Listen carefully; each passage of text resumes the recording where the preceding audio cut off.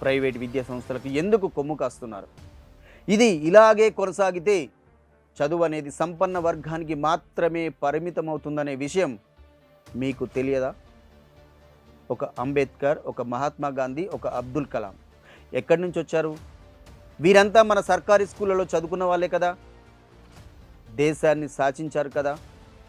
ఇప్పుడు ఇలాంటి వారిని మన ప్రభుత్వ పాఠశాలలు తయారు చేయగలవా? అక్కడ చదువు చెప్పే వారికైతే ఆ సత్తా ఉంది, కానీ వారికి కావలసిన సౌకర్యాలు ఇవ్వాల్సింది ప్రభుత్వాలు మాత్రమే.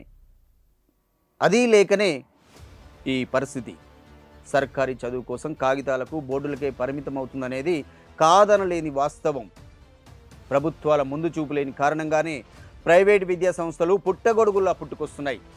ప్రైవేట్ స్కూళ్ళలో ఫీజులనైనా నియంత్రిస్తున్నారా అంటే అదీ లేదు. మీరు ఎంతైనా వసూలు చేసుకోండి, మాది మాకిస్తే చాలన్నట్టు తయారైంది ఈ పరిస్థితి. ఈ పరిణామాలు మన దేశ పరిస్థితికి ప్రమాదకరం.